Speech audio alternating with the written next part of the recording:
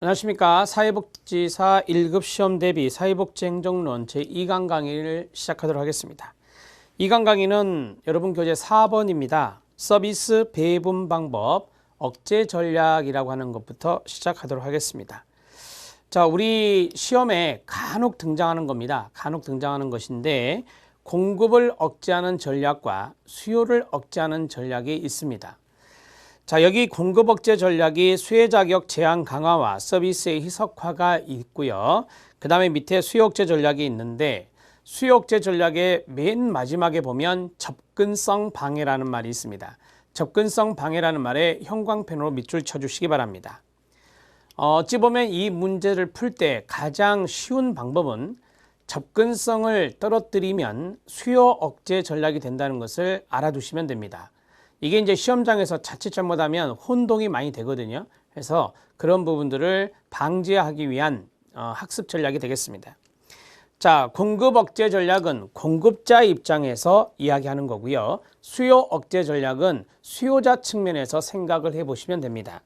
그러면 공급자 측면에서 하는 억제 전략은 바로 수혜 자격을 많이 제한해 버리는 겁니다.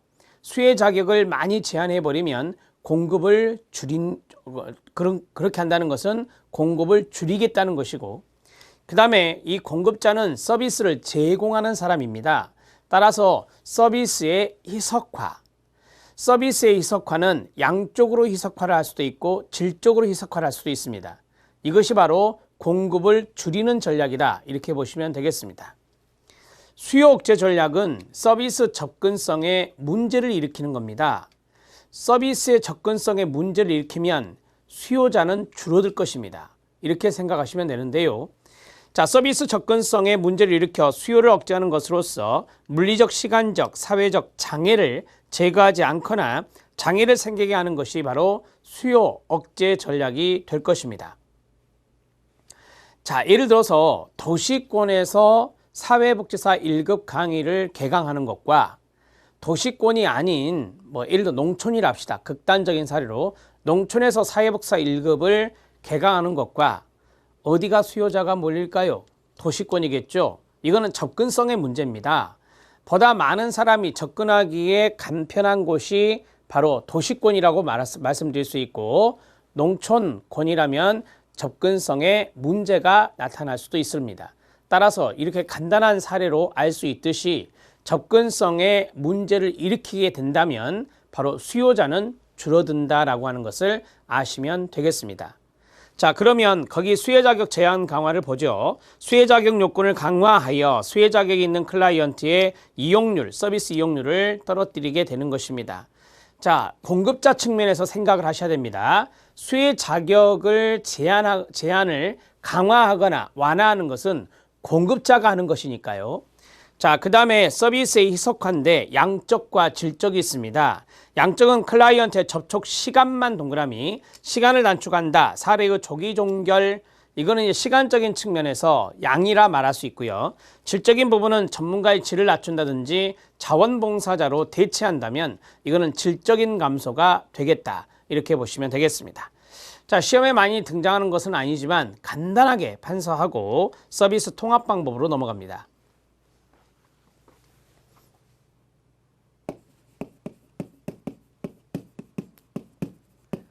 자, 억제 전략에서 공급 억제 전략이 있다. 자, 여기에 대비되는 게 수요 억제 전략이다. 공급자와 수요자, 이런 말 많이 들어보셨죠? 자, 이렇게 정리할 수 있는데, 자, 공급 억제 전략은 수혜 자격 제한을 강화하는 것이다 라고 보시면 되겠고, 그 다음에 두 번째는 서비스의 희석화다. 이 서비스의 희석화는 양적인 측면과 질적인 측면으로 할 수 있다. 이렇게 두 가지로 묶어서 생각하시면 되겠고, 자, 수요 억제 전략은 간단하게 접근성 방해입니다. 수요자의 접근성을 방해한다면 이거는 수요 억제 전략이다, 이렇게 정리할 수 있습니다. 자, 거기에 보면은 물리적, 시간적, 사회적이란 말 있죠. 물리적으로, 그 다음에 시간적으로, 그 다음에 사회환경적으로. 사회적이라는 것은 사회환경적인 부분을 말하는 겁니다. 자, 이러한 것 등의 접근성에 문제가 일어난다면 바로 수요 억제 전략이다. 이렇게 정리할 수 있겠습니다. 자, 이제 서비스 통합 방법으로 들어가도록 하겠습니다. 써보세요. 원스톱 서비스입니다. 이 원스톱 서비스가 바로 서비스의 통합과 연관성이 있는데요. 통합이란 말이 중요하겠죠. 거기에 보면 5가지가 나옵니다. 첫 번째가 종합 서비스 센터, 두 번째가 단일화된 인테이크. 우리가 인테이크를 접수라고 배웠는데요. 고객 창구를 단일화한다는 겁니다. 그 다음에 종합적인 정보와 의뢰가 있습니다. 이걸 영어로 Information and Refer, 그래서 INR이라고 합니다. 그 다음에 사례 관리는 아시겠죠? 그 다음에 트래킹이 있습니다.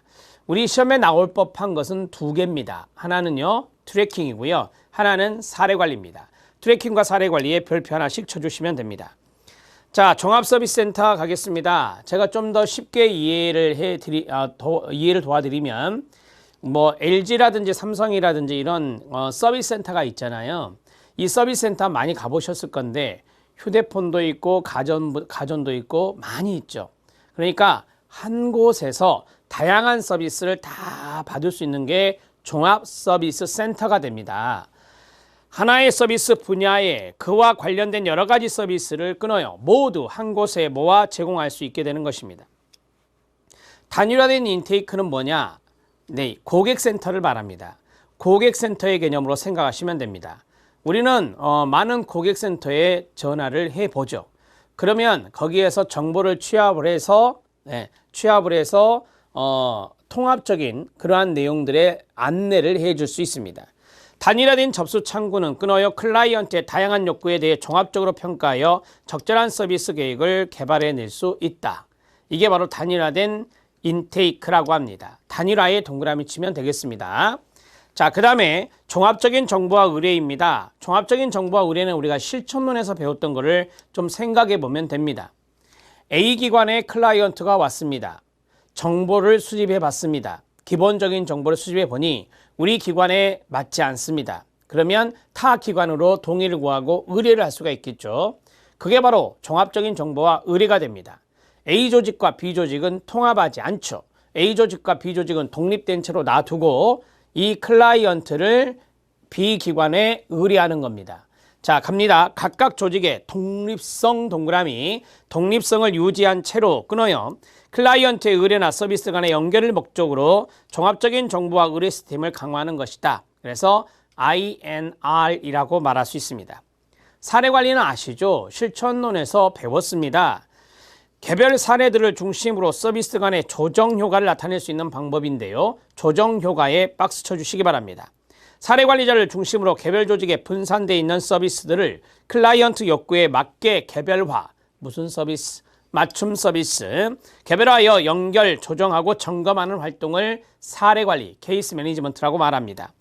밑에 사례 관리 나옵니다. 사회복지 서비스 전달 체계 통합과 관련해서 사례 관리는 조직들 간에는 느슨한 네트워크를 구성하면서도, 네트워크란 말이 중요한 거예요. 느슨한 신경 쓰지 마세요. 네트워크의 동그라미.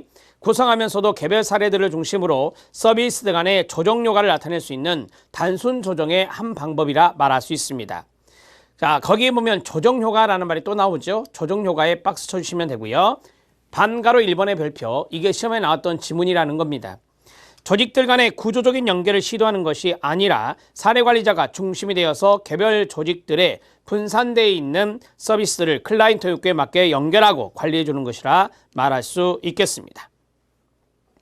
자, 우리가 이제 사례 관리라고 하는 것은 사례 관리자, 즉 사회복지사가 중심이 되는 겁니다. 사례 관리자가 중심이 돼서 개별 조직들의 많은 자원들이 이제 분산돼 있죠. 그러한 분산된 자원들을 클라이언트 욕구에 맞게 연결해 주는 겁니다. 그러한 것들을 바로 사례 관리라고 배우셨습니다. 자, 트래킹입니다. 기존에 서로 다른 각각의 기관과 프로그램에서 다루었던 클라이언트에 대한 정보를 공유하는 시스템으로서 정보 공유의 동그라미요. 이는 클라이언트가 받은 서비스의 경로를 추적해서 경로 추적의 동그라미요. 정보를 알 수 있는 방법이다. 키워드 2개. 시작. 정보 공유, 경로 추적. 이 2가지가 나오면 트래킹이 되겠습니다. 이 트랙의 운동장 트랙을 생각하면 되는데 제가 이걸 그림으로 설명을 해 드릴 겁니다. 그러면 지금까지 서비스의 통합의 방법 5가지를 했는데 그 5가지에 대한 판서를 하겠습니다.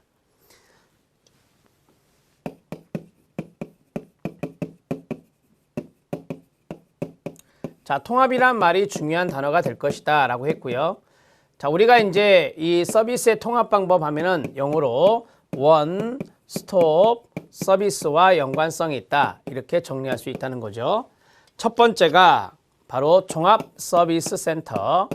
종합 서비스 센터에서 통합적인 서비스가 이루어질 수 있다라고 했었고요. 그 다음에 두 번째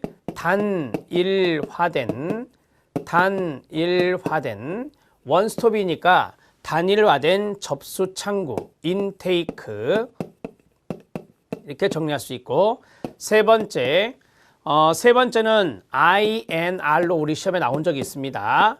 종합적인 정보 인포메이션이죠. 종합적인 정보와 레퍼 시스템 바로 의뢰 이렇게 정리할 수 있습니다. 그래서 INR이라고 하고요. 이 종합적인 정보와 의뢰라고 하는 이 대목에서 첫째 줄에 조직의 독립성을 유지한 채로라고 했습니다. 조직의 독립성 유지 꼭 이걸 기억하십시오. 조직의 독립성을 유지하는 것이다. 그리고 의뢰하는 시스템이다. 이렇게 정리하시면 됩니다. 자, 만약에 우리 시험에서 옳지 않은 것 나오면 이게 나올 수도 있는데요. 조직의 통합 이렇게 하면 안 됩니다. 조직의 통합이 아니라 조직의 독립성을 유지한 채로 정보를 수집해서 우리 기관에 맞지 않으면 의뢰하는 시스템을 말한다. 자, 네 번째가 사례관리였습니다. 사례관리는 여러분들이 키워드로 정리를 하면 첫 번째가 서비스의 조정입니다. 서비스의 조정이라고 하고 네트워크하고도 연관성이 있죠. 네트워크와 연관성이 있고 네트워크가 바로 연계라고 하는 것이죠. 그래서 자원을 연결하는 내용이 바로 사례관리가 되겠다. 자, 그 다음에 5번은 제가 그림으로 설명을 하려고 하는데요. 트래킹입니다. 자, 트래킹은 우리가 이제 학교에 가면 운동장 트랙이 있습니다. 자, 여기에 이제 클라이언트가 우리 기관에서 서비스를 받고 있다라고 했을 때 이 클라이언트가 이렇게 서비스의 경로를 밟아왔습니다. 이걸 서비스 이력이라 합니다. 수혜 이력이라 하는데 이 클라이언트에게 어떤 기관에서 서비스를 받았는지 그러한 수혜 이력을 점검을 하고 경로를 추적할 수가 있겠죠. 서비스의 경로를 추적할 수 있을 겁니다. 서비스의 경로를 추적해서 로자입니다. 추적해서 정보를 공유하는 시스템이다. 이렇게 보시면 됩니다. 그러니까 여기가 A 기관이다, B 기관이다, C 기관이다, D 기관이다. 여기에 있는 많은 정보들이 있겠죠. 그 정보들을 이 클라이언트와 면담한 정보들 그런 것들을 바로 이제 클라이언트의 동의를 구하고 공유하는 겁니다. 이런 것들이 바로 원스톱이라고 말할 수 있겠죠. 서비스의 통합입니다. 자, 정리가 됐고요. 우리 시험에 트래킹이 나온 적은 없어요. 제 기억에 사례관리가 등장했는데 다크호스라고 하는 것이 있을 수 있죠. 트래킹이라는 거 기억하시고요. INR도 등장한 적이 있습니다. INR도 초창기에 등장한 걸로 기억하고 있습니다. 자, 정리가 됐습니다. 밑에 기출을 보시죠. 기출의 공통어가 뭔지 아시죠? 네트워크란 단어입니다. 첫 번째 보면 지역의 복지 네트워크를 강화하는 방법, 네트워크의 동그라미. 두 번째가 지역 복지 조직 간 네트워크 조직화의 의도가 있습니다. 네트워크의 동그라미. 이 네트워크를 우리는 무엇이라 하냐면 연계망이라고 그래요. 서비스의 연계망을 네트워크라고 하거든요. 그래서 연계란 단어가 포인트가 되겠다라고 보시면 되겠습니다. 1번 들어갑니다.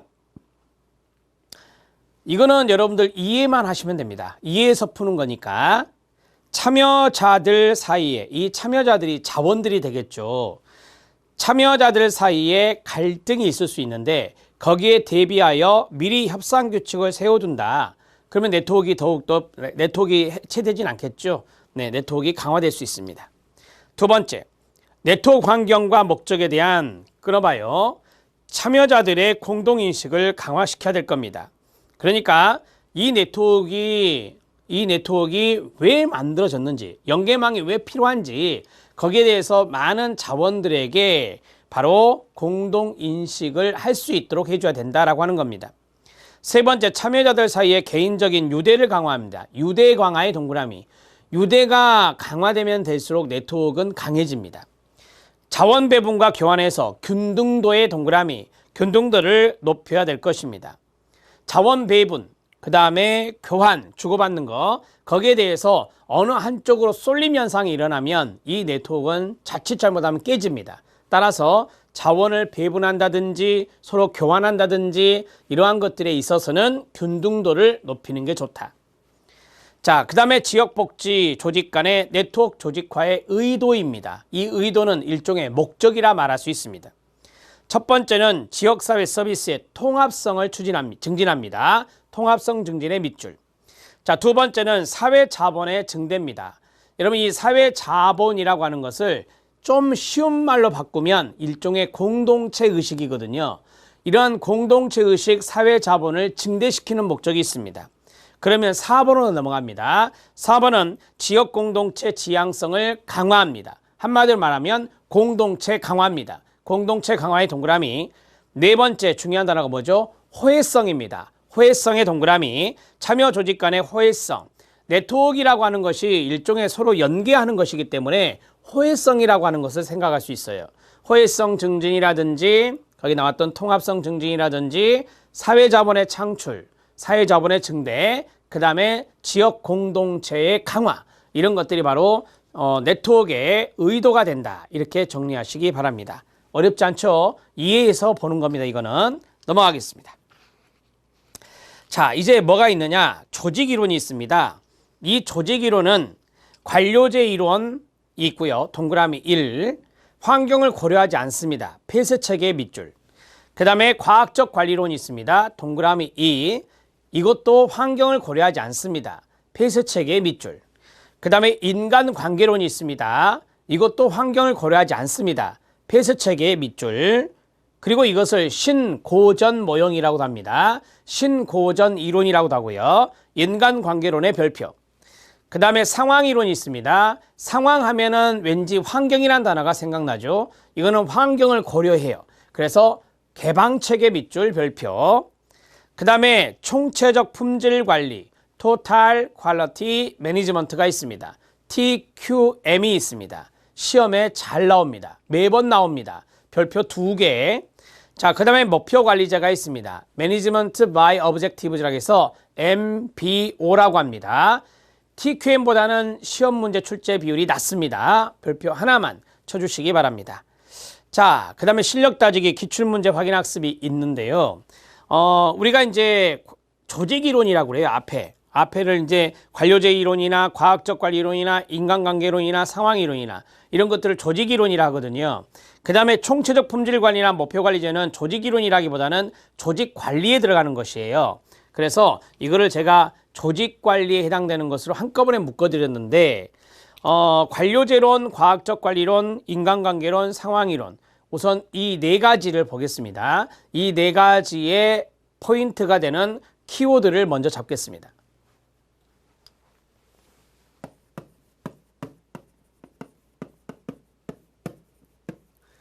자, 관료제로는 밑으로 쭉 정리할게요. 관료제로는 폐쇄체계에 입각한다라고 했습니다. 폐쇄체계는 환경과 교류하지 않는다는 거죠. 그래서 환경을 고려하지 않는다. 그 다음에 두 번째, 관료제로는 고전이론 중에 하나입니다. 고전이론에 속합니다. 자, 그리고 관료제 하면 생각나는 거, 뭐 아시는 대로 수직적, 상의, 하달 이런 거 생각나죠? 이거죠. 수직적 상의 하달. 그 다음에 두 번째, 위계라고 하는 것이 중시되고 규칙이라고 하는 것이, 규정이라고 하는 것이 중시된다. 이렇게 보시면 되겠죠. 네, 그러면 계층이라는 것이 생각나죠? 계층. 그러한 것들, 그 다음에 권한, 이러한 것들을 강조하는 것이 바로 관료제론이다. 그 다음 여기에서는 기술적, 그 다음에 실적주의 이런 것들이 바로 승진과 연관성이 있습니다. 실적에 따른 승진, 기술적인 능력에 따른 승진 이런 것들이 관료제론과 연관성이 있습니다. 자, 우리가 이제 수직적 상이하다를 보면 여기에서는 구성원의 자율성이라는 것은 부족하겠구나. 구성원의 자율성은 부족하게 된다.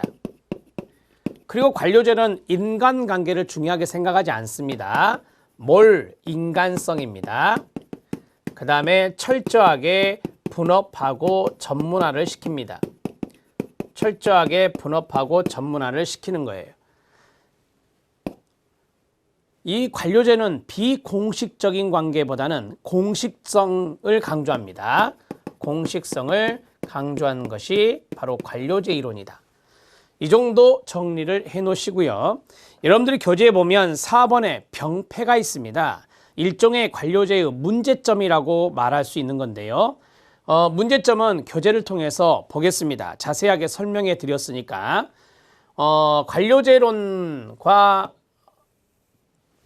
고전이론 중에 속하는 것이 바로 과학적 관리론입니다. 테일러의 과학적 관리론인데요. 과학적 관리론도 마찬가지 폐쇄체계입니다. 폐쇄체계. 그 다음에 이것도 고전이론에 속한다고 말할 수 있습니다. 여기에서 수직적 상이하달이나 위계나 규칙이나 계층 이런 거 있잖아요. 이런 것들은 관료제론만의 특징이기도 합니다.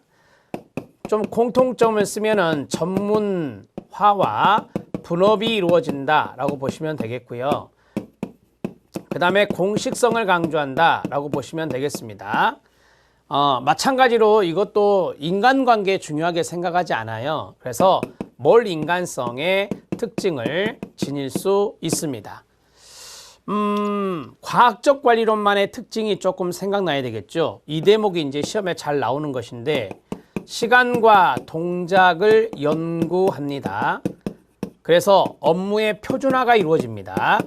업무의 표준화가 이루어집니다.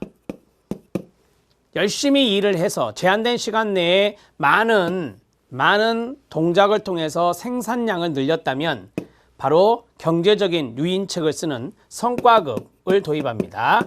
성과급, 즉 경제적 유인제도를 활용하는 것이다. 육체적인 능력도 중요하게 생각합니다. 육체적 능력 강조 이런 식으로 정리하시기 바랍니다. 지금 노란색으로 써드린 이 내용이 바로 과학적 관리론만의 특징이라고 이야기하는 거죠. 자, 이제 관료제론과 과학적 관리론은 고전이론이다. 고전이론이다 라고 말했는데요. 이것과 이제 대비되는 것이 있습니다. 대비는 이런 식으로 해야 되겠죠. 대비되는 것이 뭐겠어요? 인간관계론이 됩니다. 자, 인간관계론이 되는데 인간관계론도 환경을 고려하지 않습니다. 폐쇄체계라고 말할 수 있고, 자, 이거는 신고전 이론입니다. 그러니까 앞에 두 개보다는 더 늦게 출현한 이론인데요. 새로운 신자를 써서 신고전 이론에 속한다고 합니다.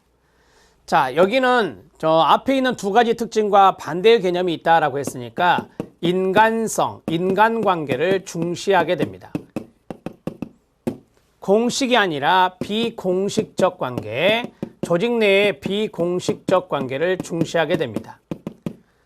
그리고 구성원의 심리, 사회적 욕구 중시합니다. 구성원의 심리, 사회적 욕구를 중시합니다. 자, 이 인간관계론은요, 바로 앞에서 말씀드렸던 내용과 좀 반대되는 것들이 자율성이요. 구성원의 자율성, 이것을 인정해 줍니다. 구성의 자율성을 인정해 주고, 자, 승진을 시킬 때 다양한 경험, 그 다음에 능력, 이런 것들을 고려해서 승진과 관련된다. 이렇게 정리하시면 되겠습니다. 자, 인간관계론까지 말씀을 드렸는데 그러면 지금까지 세 가지잖아요. 하나, 둘, 세 가지 중에서 우리 사회복지조직의 안성맞춤인 것을 찾는다면 바로 인간관계론과 연관성이 있을 것입니다. 사회복지조직은 일선 사회복지사의 바로 이러한 자율성이라고 하는 것이 상당히 중요할 수 있거든요. 우리는 클라이언트와 관계를 맺고 상담을 통해서 클라이언트의 문제를 해결하는 것이 중요하기 때문에 아무래도 비공식적인 관계, 인간적인 부분, 그러한 것들이 좀 더 중요할 수 있죠. 그래서 사회복지조직에서 활용이 가능한 이론이 바로 인간관계론이다. 인간관계론의 학자 정도는 기억하시죠? 메이오입니다. 메이오. 이 메이오가 바로 호손 실험을 했던 거예요. 메이오가 호손 공장에서 호손 실험을 통해 인간관계론의 연구를 한 것입니다. 자, 앞에 하나, 둘, 세 개의 공통점은 뭔지 아세요? 폐쇄체계라고 하는 겁니다. 그렇다면 앞에 있는 세 개와 독특한 특이한 녀석이 있다. 그게 바로 상황이론이다라고 하는 거죠. 상황이론은 바로 이제 환경을 고려하게 되는 개방체계와 연관성이 있습니다. 개방체계와 연관성이 있다. 이 상황이론은 이렇게 생각하시면 돼요.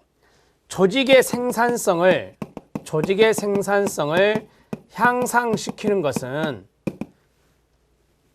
위계나 규칙이나 계층 이런 것들 말고 생산성을 향상시키기 위해서는 시간과 동작을 연구해서 성과급제를 도입하는 이런 것 말고 그 다음에 인간관계론, 인간관계를 중요시한다. 즉 구성원과 구성원 간의 관계를 중요시하면 생산성이 향상된다. 이런 것 말고 그러니까 앞에 있는 세 가지는 어느 정도 디테일한 부분이 있어요. 중요하게 생각하는 부분이 있는데 여기는 생산성을 향상하는 것은 바로 조직의 상황에 따라 다르다.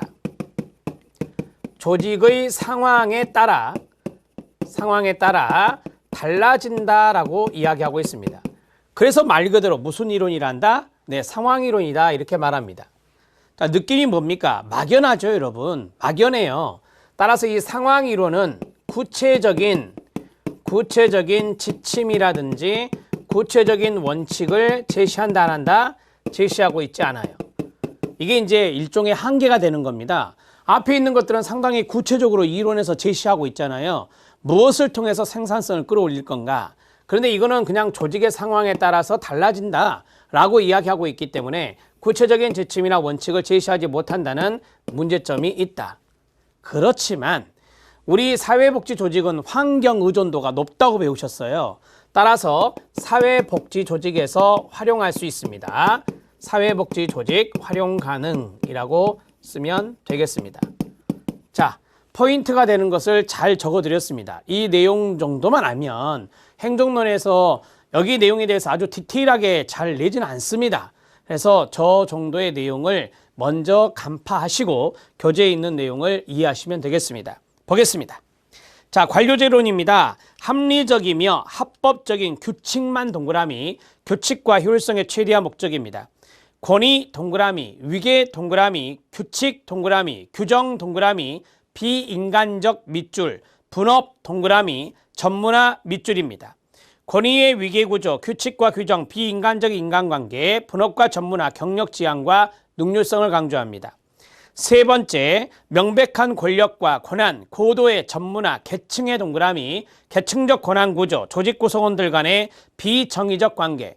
비정에 제가 한문을 써놨어요. 정의 없다라고 하는 겁니다. 인간성을 중요하게 생각하지 않으니까 비정의적 관계, 실적과 기술적 지식에 따른 관리 임명, 이게 바로 승진과 연관성이 있죠. 실적주의. 그 다음에 직무권한의 사전 명시, 정책과 행정결정의 분리입니다.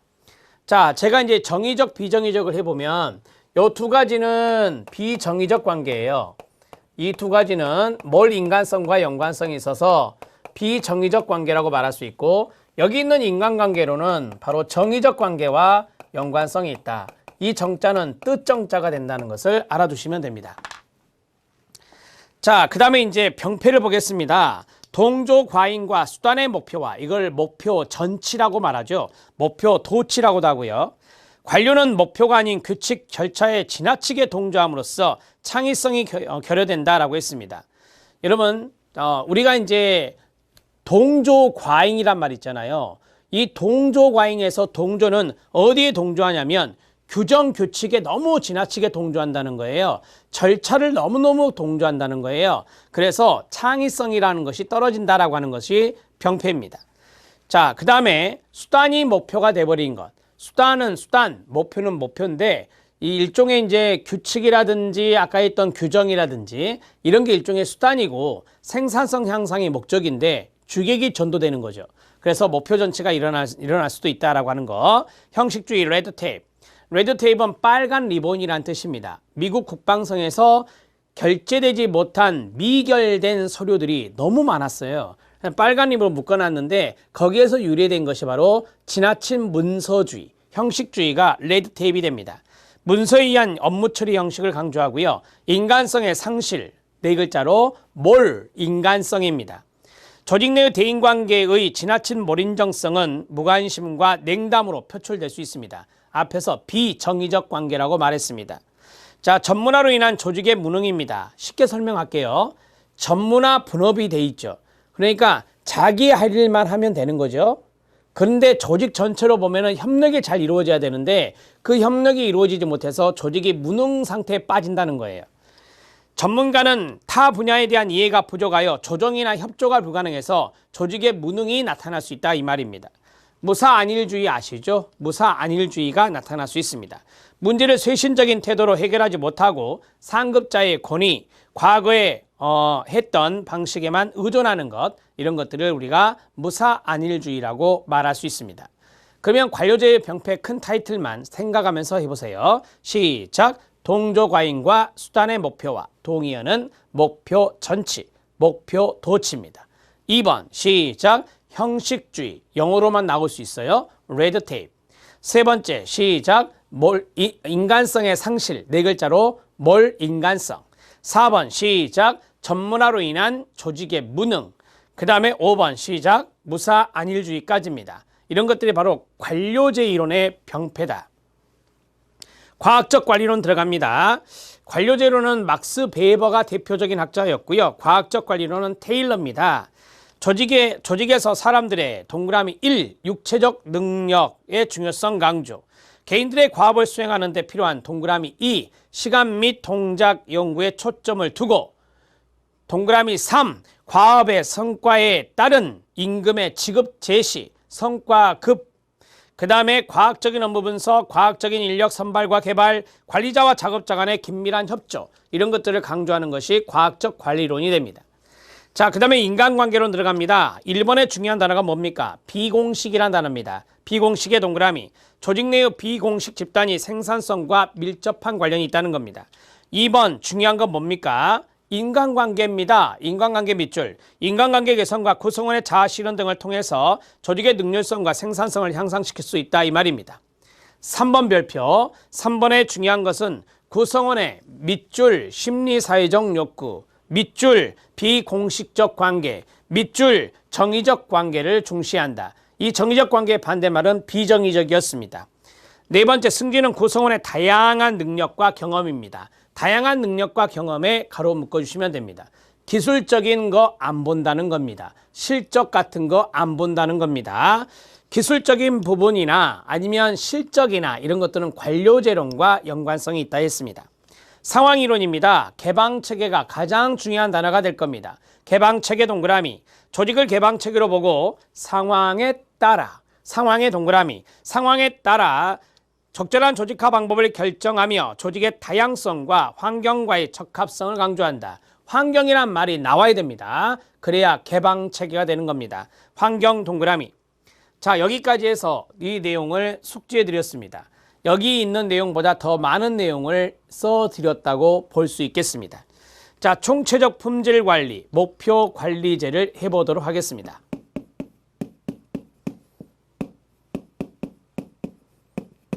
자, TQM과 MBO인데요. TQM이 더 시험에 잘 나온다라고 말씀을 드렸습니다. 여러분 이거 토탈 퀄리티예요. 그럼 이거는 질적인 측면이죠. 품질입니다. 품질. 이거는요. 양적인 측면입니다. 양적인 측면. 자, 이거는 우리가 보통 품질을 생각하는 것은 단기간에 하는 게 아니라 장기간. 그러니까 고객이 오케이 할 때까지 SK 이런 카피라이트가 있듯이 우리가 품질 만족, 고객이 품질에 대해서 만족하는 것은 단기 차원이 아니라 장기적인 차원이에요. 그래서 장기적인 측면이다라고 보시면 되겠고, 여기는 양적이면서 단기적인 측면입니다. 거기에 치중하는 것이다. 이렇게 정리하시면 되겠습니다. 가장 큰 차이점이라고 말할 수 있겠고요. 여기까지 한번 딱 나누어 버리고 TQM부터 쭉 가겠습니다. TQM의 키워드는 앞에서 말씀드렸던 고객 만족을 중시하는 겁니다. 자, 그리고요. 품질을 결정하는 사람이 누구겠어요? 품질 결정은 고객이 합니다. 품질 결정은 최고 관리자가 하는 게 아니라 고객이 하는 겁니다. 이렇게 연결하시면 되겠고요. 자, 그렇다면 품질을 개선하기 위해서, 품질이 변질되지 않기 위해서는 구성원의 참여가 중요합니다. 구성원의 참여. 여기서 구성원은 바로 이제 조직 구성원이 되겠죠. 이것을 바로 민주성이라고 할게요. 민주성을 강조하는 것이다. 이렇게 정리하시고, 여러분 구성원이 참여하는 가운데 그냥 이렇게 참여하는 게 아니라 사명감이 있어야 돼요. 구성원의 사명감도 상당히 품질을 개선하는데 중요시 되겠죠. 하나만 더 하겠습니다. 우리가 이제 품질이 안 좋아지는 것을 변질된다라고 하는데요. 변질 가능성은 초기부터 막아야 합니다. 그래서 변질 가능성은 물건을 생산할 때 생산 초기부터 방지해야 될 것이다. 이렇게 정리하시면 되겠습니다. 자, 우리가 이제 MBO를 볼게요. Management by Objectives라고 해서 목표 관리제라고 합니다. 자, 이 목표 관리제도 마찬가지예요. 구성원의 참여가 중요합니다. 구성원의 참여가 중요하고, 구성원의 참여를 민주적이다, 민주성이 중요하다라고 했는데 민주적이라고 쓰겠습니다. 우리가 이제 되게 단기하면은 한 달. 이번 한 달간에 도달해야 될 목표는 몇 건, 몇 개. 이렇게 수량화를 하는 거예요. 양적인 측면이 중요하다라고 했잖아요. 그래서 수량화하는 것이다 라고 보시면 되겠고요. 이거는 과정보다는, 이건 이제 과정이 중요하거든요. 이거는 과정을 중요하게 생각하는데 이거는 결과를 지향합니다. 결과지향적이다 라고 보시면 됩니다. 과정보다는 결과지향적이다. 우리는 시험 공부합니다. 과정지향적이다 라고 나오면 이건 틀리다 라고 보시면 되겠습니다. 결과가 더 중요한 거예요.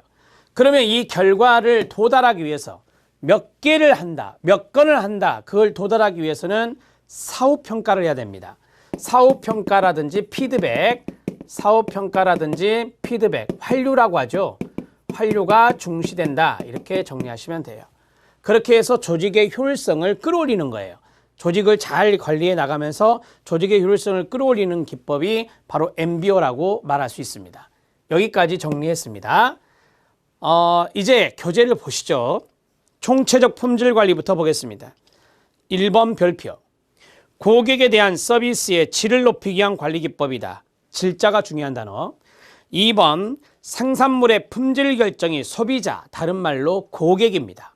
소비자에 의해서 이루어지고 투입과 산출에 대한 계속적인 환류를 강조합니다. 2번 별표. 3번 고객의 욕구나 필요에 따라 조직의 목표가 설정됩니다. 고객의 욕구나 필요에 따라 고객 중심주의입니다. 조직 운영의 서비스와 지속적인 개선을 통해 양질의 서비스를 산출하여 조직의 경쟁력을 증대시키는 건데 양보다는 질을 더 강조하는 것입니다. 목적을 달성하기 위해 전 조직 구성원들이 참여하며 노력하는 관리체계가 되겠습니다. 민주적이라고 써주시고요. 4번 별표. 자, 목표관리제에 들어갑니다. 목표관리제에서 가장 중요한 것은 무엇일까요? 3번과 4번입니다. 3번, 4번 별표 쳐주시고요. 상하 구성원의 참여 동그라미 민주적입니다. 참여 과정을 통하여 조직의 공통 목표를 명확히 합니다. 2번 조직 구성원 개개인의 목표를 합의하고 끊어요.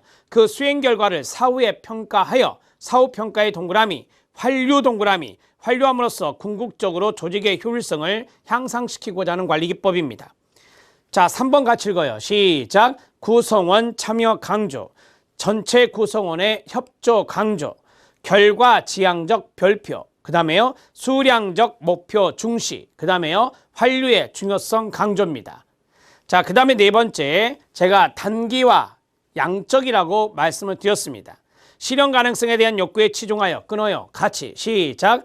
장기적 질적 목표보다 단기적 양적 목표에 치중한다라고 했습니다. 자, 여기에 이제 치중하는 것이 있다라고 했습니다. 여기에 치중하는 것이 바로 MBO다. 이렇게 정리하시기 바랍니다.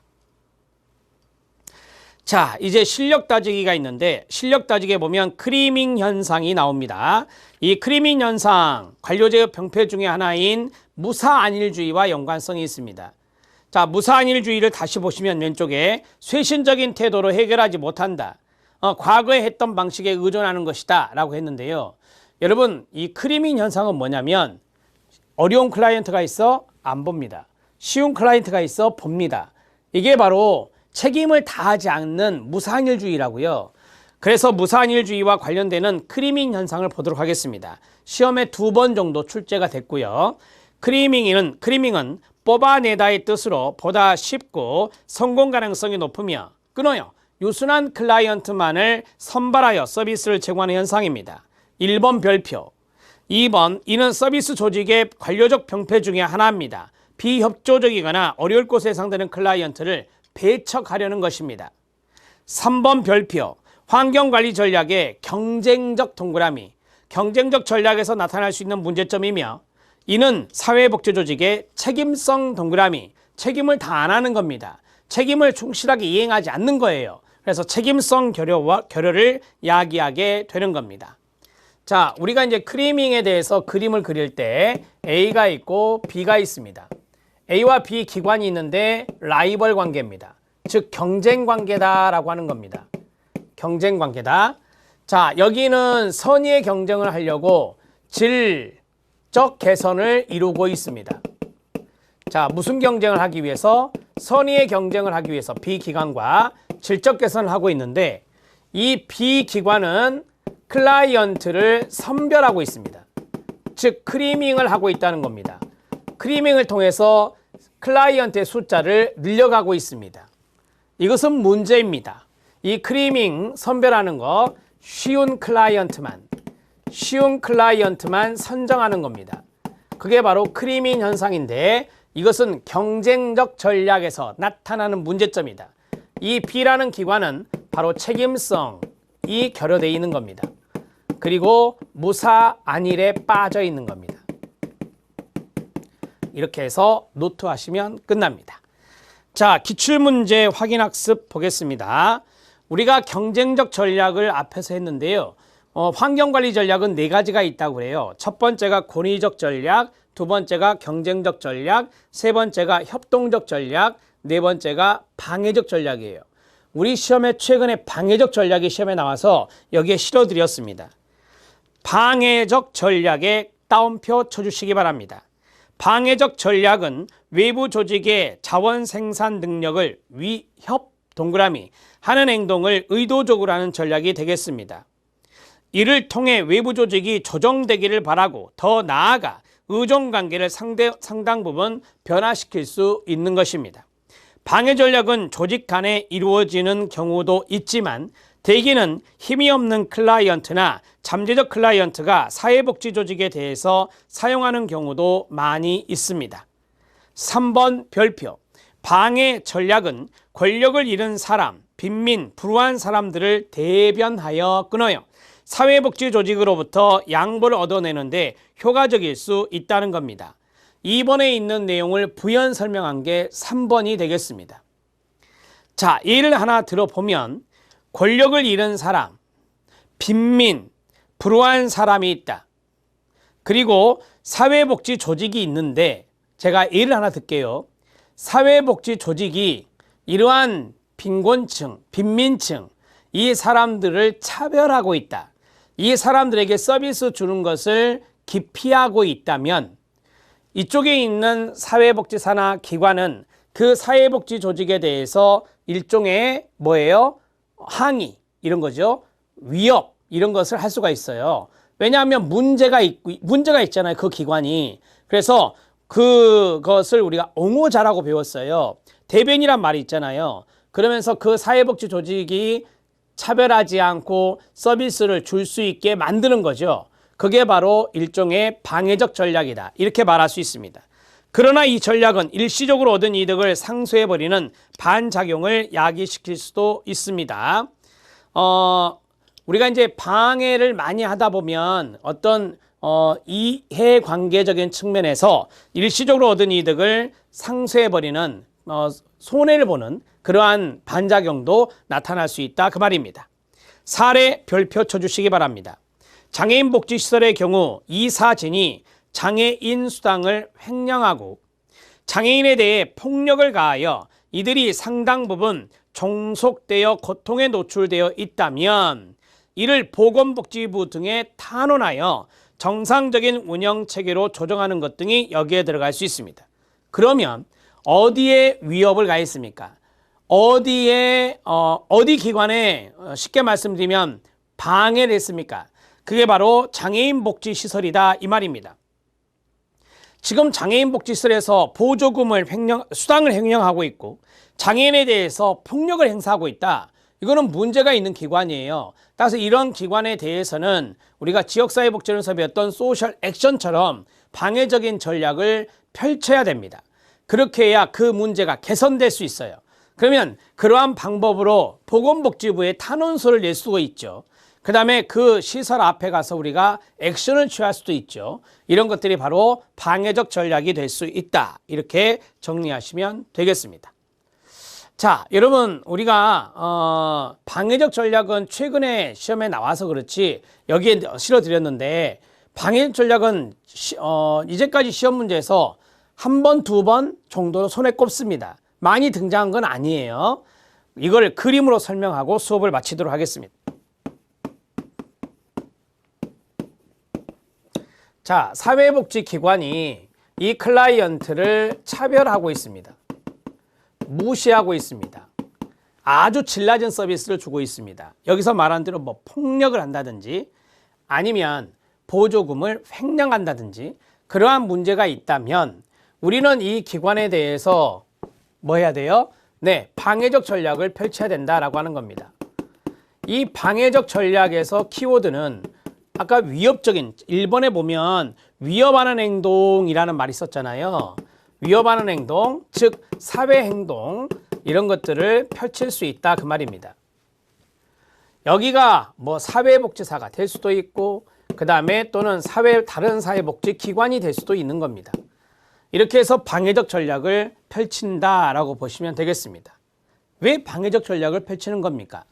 이러한 차별과 무시의 문제를 개선하기 위한 겁니다. 문제를 해결하기 위한 것이다. 이렇게 보시면 돼요. 이것을 위해서 방해적 전략을 펼치는 것이다. 이렇게 정리하시면 됩니다. 자, 정리가 됐습니다. 3번, 4번, 5번 정도만 기억해 주시면 되겠습니다. 기출문제 확인학습에서 환경의존 전략의 방해적 전략이 나와서 다시 한 번 더 설명해 드렸고 오히려 이게 더 많이 나왔어요. 크리밍 현상이 더 많이 나왔습니다. 그래서 크리밍 현상은 환경관리 전략에서 경쟁적 전략에서 나타나는 것이다 라고 보시면 되고 이거는 방해적 전략이었습니다. 자, 여기까지입니다. 다음 시간에는 7번부터 들어가는데 7번은 앞에서 했던 과학적 관리론과 인간관계론의 비교가 있습니다. 이 내용은 복습 차원에서 간단하게 훑고 본격적으로 들어가는 것은 행렬조직부터 보도록 하겠습니다. 열심히 공부하시기 바랍니다. 수고하셨습니다.